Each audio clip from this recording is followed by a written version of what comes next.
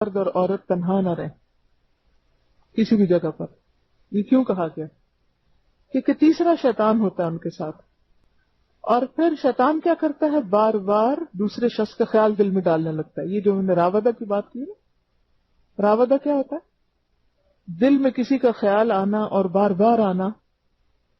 عام طور پر اگر کسی مرد اور عورت کے درمیان کوئی ایسا ریلیشن شپ نہیں بھی، لیکن اگر وہ کسی جگہ پر تنہا ہے تو شیطان کیا کرتا ہے، مرد کے دل میں عورت اور عورت کے دل میں مرد کا خیال ڈالنے لگتا ہے، اور پھر وہ کرتے کرتے نہ چاہتے ہوئے بھی کسی برائی کا شکار ہو سکتے. جیسے بنی اسرائیل کے ایک مشہور زاہد کا واقعہ ہے. بہت بڑا عبادت گزار شخص تھا اور لوگ اس پہ ٹرسٹ کرتے تھے. تو کچھ بھائی تھے جن کی ایک بہن تھی جس کی وہ ٹیک کیئر کرتے تھے، تو انہیں سفر کے لیے کہیں جانا پڑا تجارت کے لیے. تو انہوں نے کہا کہ بہن کو کس کے پاس چھوڑیں، کوئی انہیں نظر نہ آیا. تو انہوں نے کہا کہ یہ ایک شخص بڑا ہی نیک ہے، عبادت گزار ہے، تو چلو اسی کو کہہ جاتے ہیں کہ تم ہماری بہن کا خیال کرنا. اب وہ بہن کا خیال کرنے کے لیے جب انہوں نے اس کو ٹرسٹ کیا تو پہلے تو اس نے کہا کہ توبہ، میں ایک نوجوان لڑکی کا میں خیال رکھوں، یہ تو بہت ہی بری بات ہے. لیکن ہوا یہ کہ آہستہ آہستہ کہ اچھا یہ بھی ایک نیکی کا کام ہے، اور پھر اس نے قبول کر لیا، اور قبول کر کے پھر ایک دن دروازے تک گیا، پھر اگلے دن اندر آ گیا، اور تیسرے دن اس سے آگے اور آگے، اور برائی کا ارتکاب کر لیا. اور پھر اس کے بعد یہ کہ اس لڑکی کو بچہ پیدا ہوا تو پھر اس کو مروا ڈالا. بہرحال ایک لمبی کہانی ہے. تو مقصد اس سے یہ ہے، ضروری نہیں کہ ہر مرد اور ہر عورت ہی برا ہو، لیکن چونکہ اس میں ایک فتنے کا اندیشہ ہے، اس لیے اسلام نے دروازہ پہلے سے بند کر دیا، جس کو کہتے ہیں سد ذریعہ. سد ذریعہ کا مطلب ہے کہ جس ذریعے سے خرابی ہوتی ہو ادھر ہی رکاوٹ ڈال دو تاکہ ہو ہی نہ. یعنی اس کا معنی یہ نہیں کہ ہر عورت اور مرد جو کہیں اکیلے ہوں گے وہ ضرور برا ہی کریں گے اور اسی درجے کی برائی کو جا پہنچیں گے اور ان پہ ٹرسٹ نہیں کر سکتے، یا وہ ضرور خراب لوگ ہیں یا ان کو شک کی نظر سے دیکھا جائے. نہیں، لیکن چونکہ ایسا بھی ہو سکتا ہے، اس لیے اپنے آپ کو انسان فتنے میں نہ ڈالے، ایسا رسک ہی نہ لے، ایسا کام ہی نہ کرے کہ جس سے انسان کا دین ایمان خراب ہو یا نقصان کو پہنچے، وہ راستہ ہی چھوڑ دے. کہتے ہیں نا کہ شک کے مواقع سے انسان کو بچنا چاہیے. قرآن پاک میں آتا ہے سورۃ بنی اسرائیل میں، وَلَا تَقْرَبُوا الزِّنَا، زنا کے قریب بھی نہ جاؤ. یہ نہیں کہا زنا نہ کرو، کہا قریب بھی نہ پھٹکو.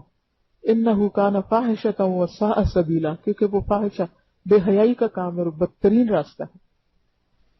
اور قریب نہ جانے کا مطلب ہی یہی ہے کہ کوئی ایسا کام نہ کرو کہ جو انسان کو اس اصل مصیبت تک پہنچا دے، اس سے پہلے ہی رک جاؤ، کیونکہ انتہائی بدترین راستہ ہے، یہ بدترین عمل ہے، بدترین فعل ہے.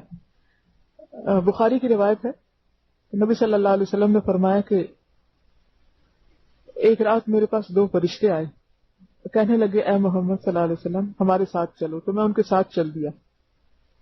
تو مجھے ایسی جگہ پر لے کر آئے کہ جہاں ایک بہت بڑا تنور آگ سے بھڑک رہا تھا.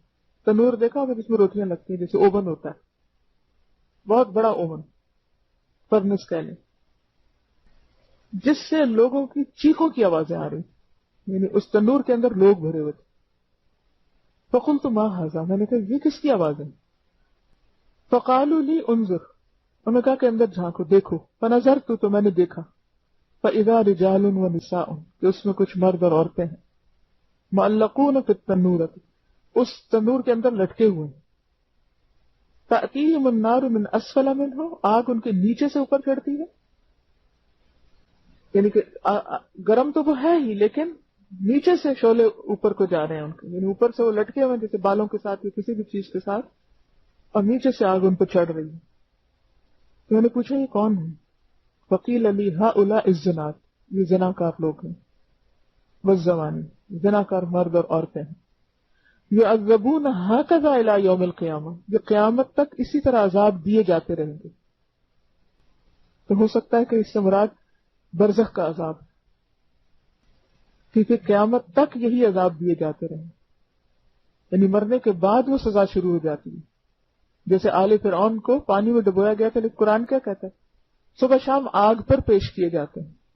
تو اسی طرح زناکار، اور یہ بخاری کی چونکہ روایت ہے اور صحیح کے درجے پر روایت ہے، تو ایسے زناکار لوگ جو انفیتھفل ہیں، جو انلیگل ریلیشن شپ رکھتے ہیں ان کی سزا مرنے کے بعد ہی شروع ہو جاتی ہے. قیامت تو آئے گی سو آئے گی جب تک بھی ان کو پنشمنٹ ملے گی.